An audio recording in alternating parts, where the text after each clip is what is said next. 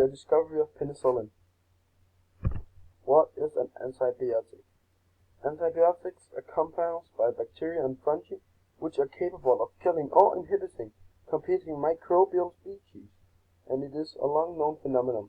The ancient Egyptians made moldy bread which was able to cure infected wounds.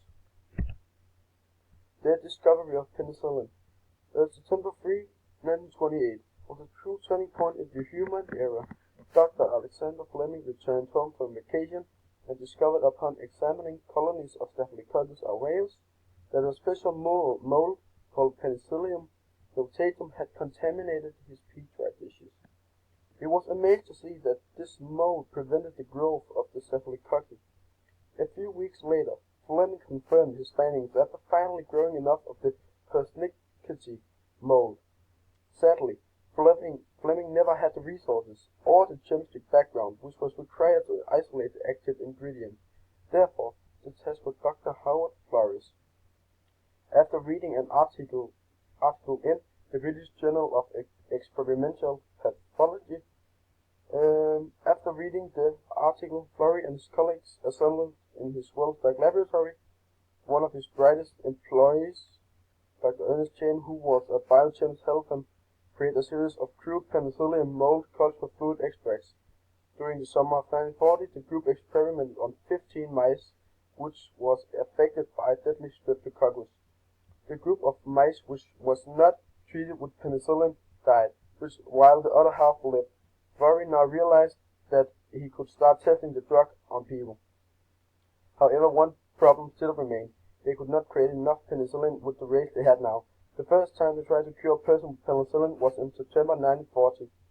Albert Alexander was the first test case. He had gotten an infection with strepto and staphylococci. Florey and Chain tried curing for 5 days, but they ran out of the pure penicillin, and Alexander died. They needed the last chain, and that vital figure was Dr. Norman Healy. He used every available solution to grow the mold, but it was nothing compared to the enormous fermentation tanks and sophisticated chemical engineering that we know from today. Florey and Healy flew to the United States in summer of 1941, where they mass-produced the wonder drug known as penicillin with American scientists in Peoria Free. The introduction of penicillin. Mary Hunt, a laboratory assistant, one day arrived with a new fungus called Penicillium crassodium, and was able to create 200 times the amount of the penicillin of the old fungus. Now they were finally able to produce enough penicillin to start production. After enhancing with mutation-causing X-rays and filtration, it could produce as much as 1,000 times as the first batches from Penicillium notatum. Penicillin proved its mettle during World War II. The major killers in wars had been infections rather than battle injuries. The death rate in World War I was 18% from bacterial pneumonia and less than 1% in World War II. From January to March in 1942, 400 million units of pure penicillin were manufactured in the war. Again, awareness of bacterial resistance. Fleming did little work on penicillin after 1928. However, in the beginning of 1941, when news reporters covered the early traces of penicillin, Fleming was declared as the discoverer of penicillin, and the reporters ignored Florey and his group. That problem was corrected in 1945 when Fleming, Florey, and Chain were awarded the Nobel Prize in Physiology or Medicine.